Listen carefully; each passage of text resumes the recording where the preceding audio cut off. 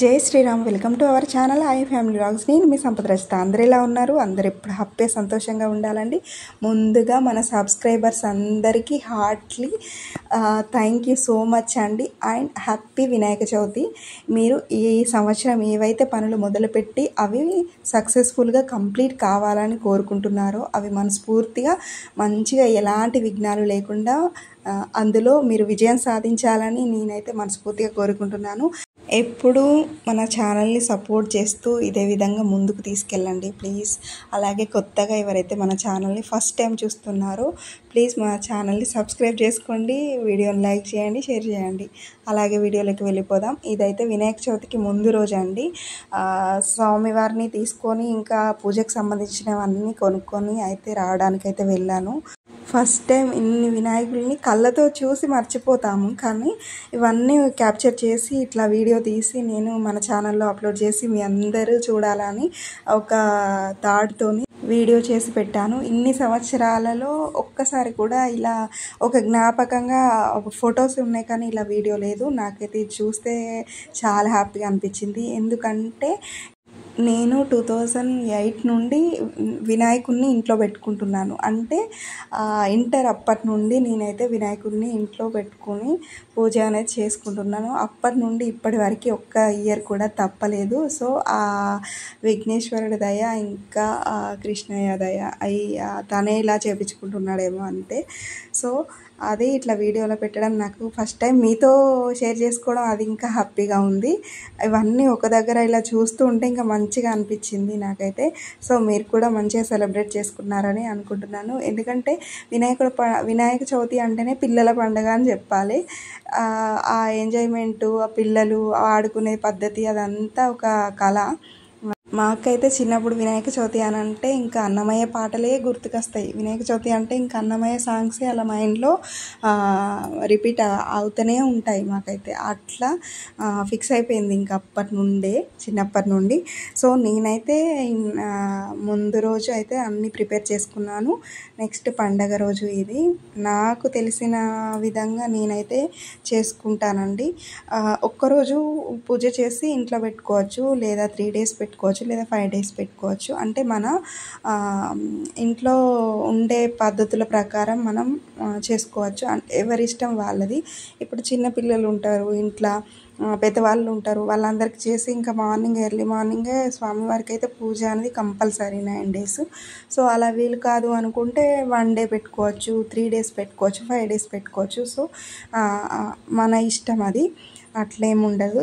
So నేనైతే first రోజు అయితే పూజ అనేది చేసుకున్నాను. నా వేలో నేనైతే ఇలా చేసుకుంటానండి. ఈసారి అయితే ఇంకా మా అమ్మ వాళ్ళైనా మా సార్ వాళ్ళైనా ఏంటంటే కంటిన్యూగా అప్పటి నుండి పెడుతూనే ఉన్నావు కదా, ఒక్క ఇయర్ కూడా బ్రేక్ కాలేదండి. లిటరల్లీ చెప్తున్నా నేను. అంటే వినాయక చవితి చేసుకున్నప్పుడు అప్పటి నుండి చాలా వరకు బిఫోర్ మ్యారేజ్ వరకు అయితే 9 days ఫాస్టింగ్ ఉండేదాన్ని, కింద పడుకునేదాన్ని. సో అంత కఠినంగా ఉంటుండే, అదేదో మంకు పట్టులాగా అయిపోయింది అప్పుడు. ఇంకా స్వామి దయ, ఇంకా కృష్ణయ్య అన్ని దగ్గరుండి చేపిస్తాడు. వినాయక పూజ అయినా ఏదైనా ఆ స్వామి దయ ఉంటే ఈ స్వామి చేపించుకుంటాడు అంతే. నెక్స్ట్ ఇంట్లోనైతే ఇలా పూజ అయితే చేసుకున్నాము. ఒక పూజ చేయాలంటే బిఫోర్ డే ప్లానింగ్ ఉండాలి. మళ్ళీ ఆ పండగ రోజు మనం ఎంత ఎర్లీ మార్నింగ్ లేచి చేసినా కూడా అసలు ఆ పని అనేది కంప్లీట్గా అవ్వడానికి ఎంత టైం పడుతుందో. మనకి ఇక్కడ రెడీ అయిన ఇవన్నీ కనిపిస్తాయి, కానీ దాని బ్యాక్గ్రౌండ్ ఎన్ని చేస్తే ఇంట్లో అవన్నీ చూసుకుంటే ఎన్ని చేస్తే ఇంకా అది మన కళ్ళకు కట్టినట్టుగా అనిపిస్తుంది. అంత ఓపిక రావాలి అన్న కూడా నిజంగా దేవుడి దయనే. ప్రతిసారి నేను అదే అనుకుంటా. నేను ఇక్కడైతే స్వామివారికి శ్లోకాలు అవన్నీ చదువుకొని మంచిగా గౌరమ్మను అదే పసుపుతోని ముందుగా వినాయకుడిని చేసుకొని తర్వాత గౌరీదేవిని చేసుకొని సో అక్కడైతే పెట్టేసుకున్నాను. ఇంకా తర్వాత శుక్లాంబరధరం విష్ణుం శశివర్ణం చతుర్భుజం ప్రసన్నవదనం ధ్యాయే సర్వ విఘ్నోపశాంతయే అగజాననం పద్మార్కం గజాననం మహర్నిశం అనేకదంతం భక్తానం ఏకదంతం ఉపాస్మహే వక్రతుండ మహాకాయ కోటి సూర్య సమప్రభ నిర్విఘ్నం కురవే దేవ సర్వకార్యేషు సర్వదా. జై బోలో గణేష్ మహారాజ్కి. మీరు కూడా మనసులో అనుకోండి. నేనైతే బుక్స్ అయితే కంపల్సరీ ఎప్పుడు పూజ చేసినా కానీ పిల్లల బుక్స్ ఇంకా మా వారివి నావి అన్నీ అయితే అక్కడ స్వామి దగ్గర పెట్టేస్తాను ఖచ్చితంగా. మనకి ఏదైతే టఫ్గా అనిపిస్తుందో అదైతే నేను ఎక్కువ ప్రిపేర్ చేస్తా, అంటే స్వామి ముందు ఉంచడానికి. సో అది ఇంకా జ్ఞానానందమయం దేవం నిర్మల స్ఫటికాకృతిం ఆధారం సర్వ విద్యానం హయగ్రీవ ఉపాస్మహే. ఇదైతే బుక్స్ అక్కడ పెట్టినప్పుడు ఖచ్చితంగా ఈ శ్లోకం మీరు చెప్పండి, పిల్లలతోని చెప్పించండి, సరేనా. ఇంకా బయట అయితే చాలా వర్షం పడుతుందండి, ఫుల్ మొత్తము. ముందు రోజు ఇలా తెచ్చుకోవడం వల్ల ఈరోజు ప్రశాంతంగా ఇంట్లో ఉండి పూజ అయితే కంప్లీట్ చేసుకోగలిగినాం. అలాగే పిల్లలు కూడా ఇంట్లో అందరం ఉన్నాం కాబట్టి పూజ అయితే మంచిగా సక్సెస్ఫుల్గా కంప్లీట్ అయింది. నెక్స్ట్ డే మొత్తం కంప్లీట్గా వర్షం పడుతూనే ఉంది. సో ఈసారి ఏందో మరి ముందే వర్షం వస్తుందని తెలిసిపోయిందో ఏమో కానీ మా గల్లి వినాయకుడైతే ఈరోజు పండగ అయితే ఈరోజే తీసుకొచ్చేవాళ్ళు. ఈసారి ఏంటో మరి ఆ స్వామి ముందు రోజే తీసుకొచ్చేటట్టు చేసేసిండు. సో ఈ వర్షంలో వాళ్ళు వెళ్ళి తీసుకురావాలన్న కష్టమే కదా. సో అందుకనే ముందు రోజే తీసుకొచ్చి అక్కడ ప్రిపేర్ అయితే చేసేసారు. అక్కడ ఏర్పాట్లు అక్కడనే అవుతున్నాయి.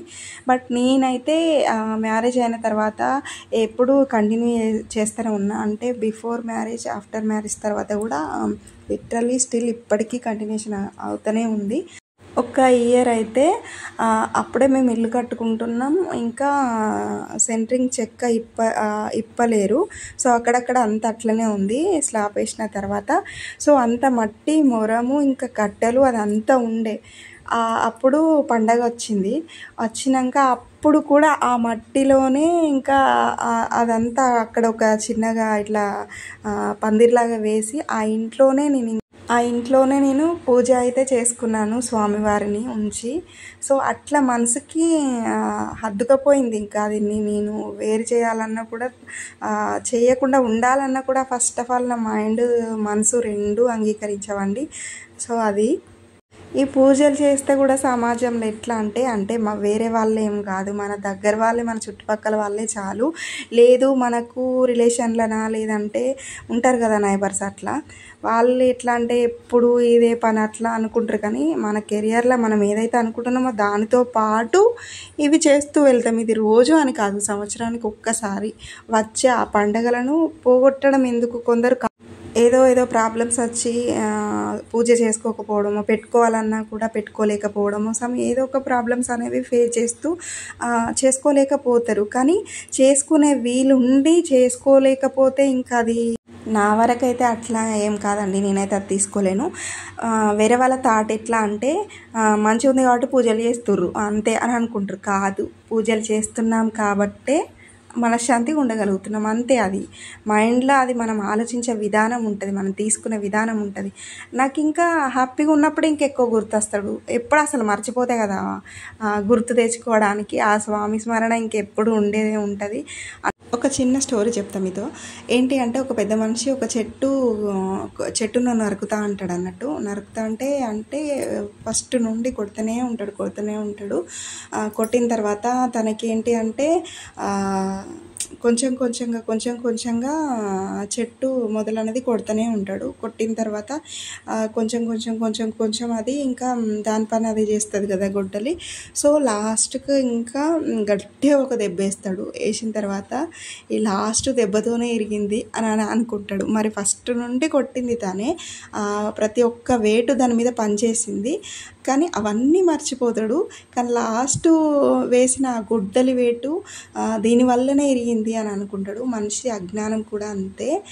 ఏదైనా లాస్ట్ చేసిన పూజ వల్లనో లేకపోతే లాస్ట్ ఏదో ఇది చేయడం వల్ల మంచి జరిగింది అనేది ఉండదు.